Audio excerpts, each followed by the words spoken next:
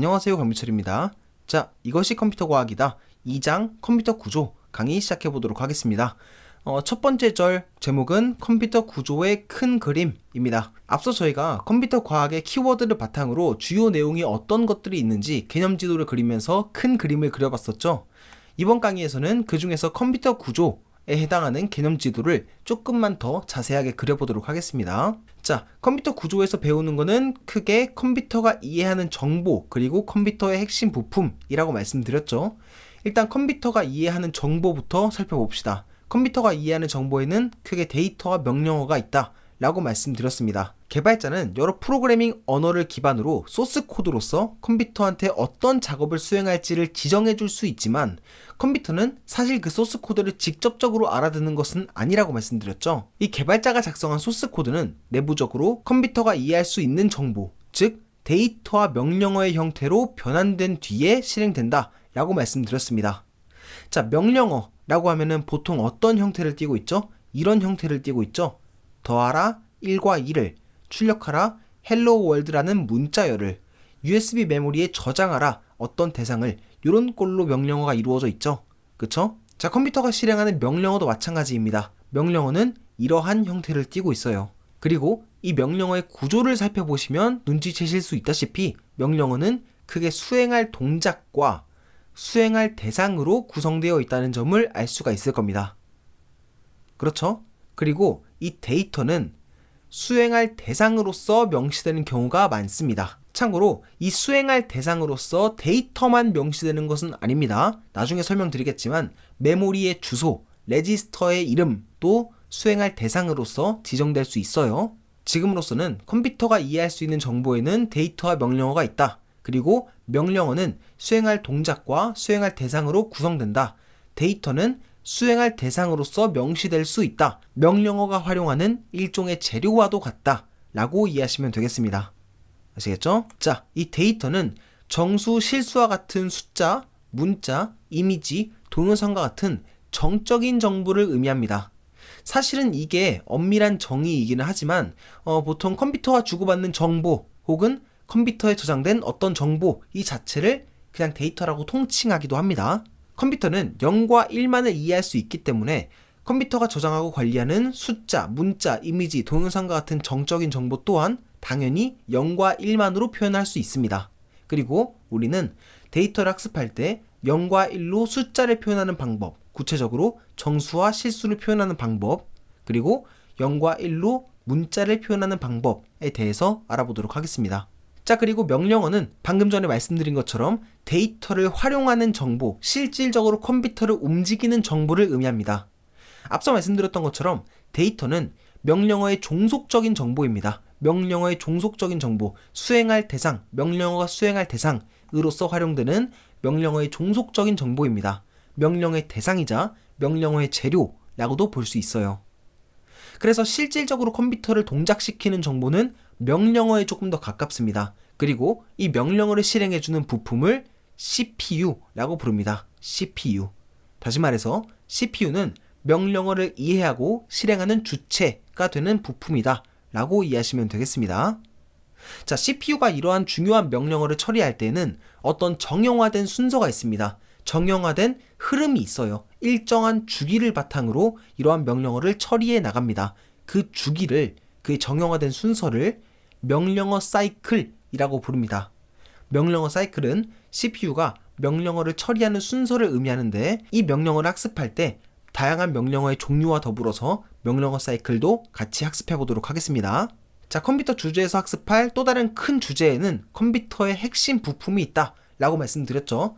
컴퓨터의 핵심 부품에는 어떤 게 있다고 말씀드렸죠? 하나는 CPU, 또 하나는 메모리를 학습할 때에는 이 메모리를 보조하는 너무 중요한 저장장치인 캐시 메모리도 같이 학습하는 게 좋다라고 말씀드렸죠. 이 메모리와 캐시 메모리, 보조기억장치, 입출력장치가 있다라고 말씀드렸습니다. 자, 각각의 부품에 대해서 학습할 때에는 구체적으로 이런 것들을 중점적으로 학습을 해볼 예정입니다. 지금부터 이게 어떤 뜻인지 하나씩 알아보도록 하겠습니다. 자, CPU부터 알아보도록 합시다. 앞서 말씀드렸던 것처럼 CPU는 본질적으로 명령어를 해석하고 실행하는 부품입니다. 컴퓨터가 이해하는 정보를 읽어드리고 해석하고 실행하는 부품이지요. 이 CPU는 대단히 중요하고 또 정교한 부품이지만 개발자 입장에서 이 CPU의 구성을 회로 단위까지 하나하나 뜯어서 알아야 되는 상황은 생각보다 그렇게 많지 않습니다. 물론 CPU의 회로와 직접적으로 연관된 개발을 하시는 분들 입장에서는 좀 달라질 수 있겠지만 일반적인 개발자 입장에서 생각해 봤을 때 CPU를 학습할 때 CPU의 구성은 요 정도 선으로 알아두시면 충분하다고 생각합니다. 자, CPU의 구성은 크게 3개로 이루어져 있습니다. 하나는 ALU라고도 줄여서 부르는 산술 논리 연산 장치이고요. 앞으로 ALU라고 줄여서 부르겠습니다. 그리고 제어 장치가 있습니다. 그리고 하나 이상의 레지스터가 있습니다. 자, ALU는 사칙 연산, 논리 연산과 같이 이 연산을 수행할 회로의 묶음, 회로의 집합이라고 보시면 됩니다. 연산을 실질적으로 수행해주는 회로, 일종의 계산기라고 보시면 돼요. 그래서 CPU가 처리할 명령어를 실질적으로 연산해내는 요소가 바로 ALU라고 보시면 됩니다. 자, 제어 장치는 뭐냐면 이 명령어를 해석해주는 CPU의 구성 요소입니다. 제어 장치는 명령어를 해석해서 때로는 제어 신호, 컨트롤 시그널이라고 하는 전기 신호를 내보낼 수 있는 장치라고 보시면 됩니다. 여기서 제어 신호라고 하는 새로운 용어가 또 나왔죠. 이 제어 신호는 뭐냐면 컴퓨터의 각각의 부품들을 동작시킬 수 있게끔 하는 일종의 특별한 전기 신호라고 보시면 됩니다. 대표적인 제어 신호에는 메모리 읽기, 메모리 쓰기, 입출력 장치 읽기, 이거는 입력이 되겠죠. 입출력 장치 쓰기, 이거는 출력이 되겠죠. 인터럽트 요청 신호 등등이 있습니다. 어떤 컴퓨터 부품한테 너 어떻게 동작해? 라고 명령을 넣어주는 특별한 전기 신호 정도로 생각하셔도 무방합니다. 아시겠죠? 어쨌든 이 제어 장치는 이 명령어를 해석해서 때로는 제어 신호라고 하는 전기 신호를 내보낼 수 있다 라고 이해하시면 되겠습니다. 자, CPU의 구성 요소 중에서 개발자 입장에서 가장 기억해 두실 만한 구성 요소는 바로 이 레지스터입니다. 레지스터. 이 레지스터는 CPU 내부의 작은 임시 저장 장치인데요. 데이터와 명령어를 처리하는 과정에서 여러 중간 값들, 임시 저장 값들이 있을 수가 있습니다. 그러한 값들이 이 레지스터에 저장된다 라고 보시면 되겠습니다. 보통 이 CPU에는 여러 개의 레지스터가 존재하고요. 레지스터마다 각기 다른 이름과 역할이 부여되어 있습니다. CPU가 어떤 정보를 처리하는 과정에서 거의 반드시 레지스터에 그 값을 저장하기 때문에 이 레지스터에 어떤 값이 담기는지만 잘 관찰해도 가장 낮은 수준에서, 가장 로우 레벨에서 CPU가 어떤 식으로 동작하는지 관찰할 수가 있습니다. 그래서 우리는 CPU를 배울 때 각기 다른 레지스터의 이름과 역할 등을 알아볼 예정이에요. 아시겠죠? 자, 여기까지 CPU의 주요 구성 요소를 알아봤습니다. CPU의 주요 구성 요소를 학습했다면 다음으로 학습하면 좋을 만한 CPU 주제는 또 어떤 것이 있냐면 빠른 명령어 처리를 위한 기술이 있습니다. 여러분들 중에서 멀티코어 CPU, 멀티스레드 프로세서라는 용어를 들어보신 분들이 계실 겁니다. 혹은 명령어 병렬 처리, 파이프라이닝, 슈퍼스칼라라는 용어를 한 번쯤 들어보신 분들이 계실 수도 있어요. 혹은 클럭 신호라는 용어도 들어보신 분들이 있을 겁니다. 이런 것들이 CPU의 빠른 명령어 처리를 위한 기술과 관련되어 있는 용어거든요. 그래서 우리는 CPU의 구성 요소를 학습한 뒤에 CPU의 성능과 관련해서 빠른 명령어 처리를 위한 CPU 기술들에 대해서 학습해 볼 예정입니다. 아시겠죠? 자, 다음으로 학습할 핵심 부품은 메인 메모리, 한국어로는 주기억 장치입니다. 보통은 메모리라고 줄여서 부르기도 해요. 이 강의에서도 단순히 메모리라고 줄여서 부르도록 하겠습니다. 참고로 말씀드리자면 이 메인 메모리, 주기억 장치, 메모리로서 활용되는 대표적인 하드웨어는 램이 있습니다. 램. 메모리의 역할을 수행하는 대표적인 하드웨어에는 램이 있다 라고 이해하시면 돼요. 그래서 이 메모리라고 제가 말씀드리면 램 하드웨어를 지칭한다 라고 이해해 주시면 되겠습니다. 이 메모리는 어떤 부품이냐면 실행 중인 프로그램을 구성하는 데이터와 명령어를 저장하는 부품입니다. 여기서 중요한 포인트는 실행 중인 프로그램입니다. 실행 중인 프로그램. 메모리는 실행 중인 프로그램을 저장하는 부품이에요. 달리 얘기하면 어떤 프로그램이 실행되려면 반드시 메모리에 저장되어 있어야 합니다. 적재되어 있어야 돼요. 여기까지 이해 가셨죠? 그쵸? 이 메모리와 관련해서 여러분들께서 사전 지식으로 알고 계셔야 되는 용어에는 크게 두 가지가 있습니다. 하나는 주소고요. 또 하나는 휘발성입니다. 주소는 아마 많은 분들이 알고 계실 텐데요. 주소는 어떤 정보가 저장되어 있는 위치를 빠르게 특정하기 위해서 사용되는 정보입니다. 우리가 어떤 특정 지리학적 위치에 빠르게 접근하기 위해서 주소 정보를 이용하듯이 CPU도 메모리에 저장되어 있는 정보에 빠르게 접근하기 위해서 주소를 사용할 수가 있어요. 1번지, 2번지, 3번지, 4번지 이런 식으로. 그리고 휘발성은 이것 또한 램 하드웨어의 굉장히 중요한 특성인데 전원이 공급되지 않을 때 저장하는 정보가 전부 다 날아가는 특성을 의미합니다. 다시 말해서 메모리는 휘발성 저장 장치라고 보시면 돼요. 메모리에 저장되어 있는 실행 중인 프로그램은 컴퓨터의 전원이 꺼지면 모두 날아간다 라고 보시면 되겠습니다. 예기치 못하게 갑자기 전원 콘센트가 뽑혔다 라고 가정해 볼게요. 그러면 직전까지 작업하는 일부 내역들은 잃을 수도 있죠. 날아갈 수도 있죠. 그쵸? 그게 이런 이유 때문이에요. 프로그램은 실행되기 위해서 메모리에 적재되어야 하는데 이 메모리로서 사용되는 주요 하드웨어는 램이고 이 램은 휘발성 저장 특성이 있다. 휘발성 저장 장치이기 때문에 전원이 꺼지면 모두 삭제되는 하드웨어 부품이기 때문에 실행 중인 프로그램을 저장하지 않고 갑자기 전원 공급이 끊겨버리면 저장된 내역이 날아갈 수 있다 라고 정리해 두시면 되겠습니다. 여기까지 이해 가셨죠? 그렇죠? 자, 그리고 캐시 메모리는 CPU가 조금이라도 더 빨리 메모리에 접근하기 위해서 사용하는 일종의 보조용 저장 장치입니다. 오늘날의 컴퓨터 환경에서 거의 무조건 활용되는 보조용 저장 장치라고 보시면 돼요. 이 캐시 메모리는 CPU 내부에 있기도 하고 CPU 밖에 메모리 사이에 존재하기도 합니다. 이 캐시 메모리는 CPU가 도달하기 가까운 거리의 메모리의 일부 정보를 저장함으로써 CPU가 자주 사용할 법한 대상을 조금이라도 더 빨리 갖다 줄 수 있게끔 하는 역할을 합니다. 자, 메모리를 집과 멀리 떨어져 있는 대형마트에 빗댈 수 있다면 캐시 메모리는 집과 가까운 편의점에 빗댈 수 있습니다. 우리가 필요한 정보, 우리가 필요한 물품을 집과 가까운 편의점에서 얼마든지 빠르게 습득할 수 있다면 굳이 집과 멀리 떨어져 있는 대형마트까지 갈 필요가 없겠죠? 그쵸? 달리 얘기하면 내가 원하는 물품이 편의점에도 있다면 대형마트에 왔다 갔다 할 수 있는 접근 시간을 절약할 수가 있겠죠? 그쵸? 이게 바로 캐시 메모리의 원리입니다. 아시겠죠? 자, 여기까지가 메모리와 캐시 메모리에 대한 소개였습니다. 다음 절에서 이 본격적으로 메모리와 캐시 메모리를 학습할 때에는 메모리로서 사용되는 주요 하드웨어인 램의 종류와 저장 특성을 조금 더 자세하게 알아보고 이 메모리에 실질적으로 데이터가 어떤 순서대로 어떤 식으로 저장되는지와 관련해서 엔디안에 대해서도 학습해 볼 겁니다. 그리고 캐시 메모리에 대해서 학습을 해볼 건데 이 캐시 메모리가 어떤 구조로 이루어져 있는지 그리고 캐시 메모리의 쓰기 정책에는 어떤 것들이 있는지 캐시 메모리의 일관성이라고 하는 키워드에 집중해서 같이 알아보도록 하겠습니다. 자, 다음으로 살펴볼 부품은 보조기억 장치입니다. 보조기억 장치. 앞서 제가 메인 메모리는 실행 중인 프로그램을 저장하는 부품이다 라고 말씀드렸죠.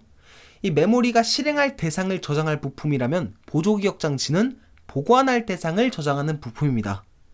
램은 휘발성 저장 장치이기 때문에 전원이 꺼지면 저장된 내용을 모두 읽는 특성이 있지만 보조기억 장치는 휘발성이 없는 비휘발성 저장 장치이기 때문에 전원이 꺼져도 저장된 내용을 잃지 않습니다. 여기까지 이해 가셨죠? 자, 그리고 메모리로서 사용되는 주요 하드웨어가 램이라고 말씀드렸잖아요.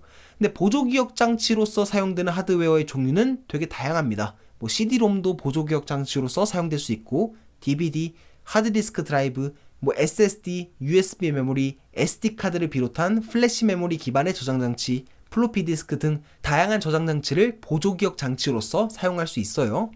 아시겠죠? 자, 보조기억 장치의 주요 본분에는 크게 두 가지가 있습니다. 하나는 전원이 꺼져도 저장된 내용을 안전하게 보관하는 것이고요. 또 하나는 보조기억 장치에 적재된 이 보관할 정보를 빠르게 램에 적재해 주는 것입니다. 즉, 보조기억 장치의 주요 본분은 저장된 내용을 안정적으로 또 안전하게 보관하는 것에 있습니다.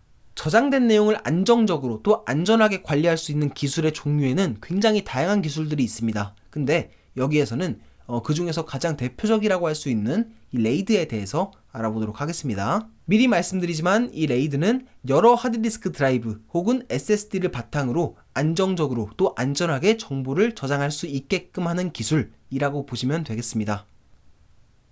아시겠죠? 자, 다음으로 입출력 장치를 알아봅시다. 입출력 장치는 컴퓨터 외부와 연결되어서 컴퓨터 내부와 정보를 교환할 수 있는 장치를 의미합니다. 입출력 장치는 입력 장치 그리고 출력 장치를 같이 이르는 말인데요. 대표적인 입력 장치의 종류에는 여러분들도 다들 아시겠지만 마우스, 키보드, 마이크 등등이 있고요. 대표적인 출력 장치의 종류에는 스피커, 모니터, 프린터 등등이 있습니다.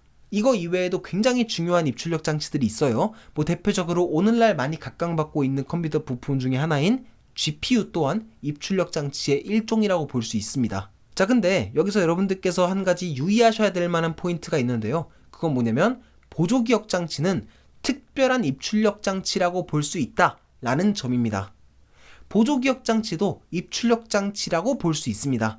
실제로 보조기억 장치와 입출력 장치를 통칭해서 주변 장치라고 지칭하기도 해요. 왜냐하면 보조기억 장치도 컴퓨터 외부와 연결되어서 컴퓨터 내부와 정보를 교환하는 장치라고 볼 수 있잖아요. CD롬이나 DVD나 USB 메모리나 이런 것들도 다 컴퓨터 외부와 연결되어서 내부와 정보를 교환하는 장치라고 볼 수 있겠죠. 그쵸? 그래서 보조기억 장치는 입출력 장치와 칼로 자르듯이 구분되는 부품은 아닙니다. 실제로도 보조기억 장치가 컴퓨터 외부와 연결되어서 컴퓨터 내부와 정보를 주고받는 방법은 여느 입출력 장치가 컴퓨터 외부와 연결되어서 컴퓨터 내부와 정보를 주고받는 방법과 크게 다르지 않습니다. 다만 이 보조기억 장치는 보관할 대상을 저장한다 라는 메모리를 보조하는 특별한 임무를 수행하는 특별한 입출력 장치이기 때문에 보조기억 장치라고 따로 지칭되는 거다 라고 보시면 되겠습니다. 아시겠죠? 자, 입출력 장치에 대해서 학습할 때에는 보조기억 장치를 비롯한 다양한 입출력 장치들이 컴퓨터 내부와 어떤 식으로 정보를 주고받는지 다양한 입출력 기법들을 정리해 볼 예정입니다. 자, 여기까지 컴퓨터의 핵심 부품들에 대해서 알아봤는데요. 이런 컴퓨터의 핵심 부품들을 연결짓는 요소도 있습니다. 바로 메인보드 그리고 버스입니다. 당연한 얘기이지만 컴퓨터의 핵심 부품들은 공중에 둥둥 떠다니지 않겠죠? 그쵸? 어딘가에 흔히 말하는 판때기에 연결되어 있을 겁니다. 그 속칭 판때기, 판자를 메인보드 혹은 마더보드라고 지칭을 합니다. 이 메인보드는 컴퓨터의 핵심 부품을 비롯한 여러 부품들을 연결할 수 있는 기판이라고 보시면 됩니다. 여러 부품들을 연결할 수 있는 기판이기 때문에 당연하게도 여러 슬롯과 연결 단자로 구성되어 있습니다. 자, 메인보드를 통해서 컴퓨터의 여러 부품들이 연결된다면 그렇게 연결된 부품들끼리 정보를 주고받을 수도 있어야겠죠? 그쵸? 그렇게 컴퓨터의 부품들끼리 정보를 주고받을 수 있게끔 하는 통로를 버스라고 부릅니다. 버스. 이 버스에는 굉장히 다양한 종류들이 있어요. 시스템 버스, 입출력 버스, 로컬 버스 등등 굉장히 다양한 종류들이 있는데 가장 중요한 버스 하나만 꼽으라고 한다면 시스템 버스를 꼽을 수 있습니다. 시스템 버스. 이 시스템 버스는 사람으로 따지면 척추와도 같은 구성 요소라고 보시면 되는데요. 앞서 언급해드렸던 다양한 핵심 부품들 있죠. CPU, 메모리, 보조기억 장치 등등 핵심 부품들을 연결 지어줄 수 있게끔 하는 버스가 바로 시스템 버스입니다. 여기까지 이해가셨죠? 그쵸? 컴퓨터의 핵심적인 부품들은 메인보드에 연결될 수 있다. 그리고 메인보드에 연결된 부품들은 버스라고 하는 통로를 통해서 정보를 주고받을 수 있다. 버스에는 다양한 종류들이 있는데 시스템 버스는 핵심 부품들을 연결해주는 가장 중요한 버스다 까지 정리하시면 되겠습니다. 여기까지 어렵지 않죠? 그쵸? 자, 강의를 마무리하면서 저장장치 계층 구조에 대해서도 하나 언급해 드리도록 하겠습니다. 지금까지 이 컴퓨터의 다양한 부품들을 언급해 드리면서 다양한 저장장치에 대해서도 언급을 해 드렸습니다. 대표적으로 CPU 내부에 위치해 있는 임시 저장장치인 레지스터, CPU 내외에 존재하는 메모리를 보조하는 캐시 메모리, 실행할 대상을 저장하는 메모리, 보관할 대상을 저장하는 보조기억 장치, 이런 것들을 언급했었죠. 자, 근데 이러한 다양한 저장장치들은 보통 이러한 명제를 따릅니다. 1번, 2번과 같은 명제를 따라요. 같이 한번 읽어볼까요? CPU와 가까운 저장장치는 일반적으로 빠르고요. CPU와 멀리 있는 저장장치는 일반적으로 느립니다. 그리고 속도가 빠른 저장장치는 일반적으로 용량이 작고요. 가격이 비싼 경향이 있습니다. 자, 지금까지 언급해드린 이 저장장치를 CPU와 가까운 순으로 나열하면 당연히 레지스터, 캐시 메모리, 메모리, 보조기억 장치 순으로 나열될 수가 있겠죠? 그쵸? 자, 1번과 2번에 의거해서 이런 식으로 속도, 용량, 가격을 나열해 볼 수가 있습니다. CPU와 가장 가까이 위치해 있는 레지스터는 일반적으로 가장 빠르고요. 또 용량이 가장 작고 가격이 비싼 경향이 있습니다.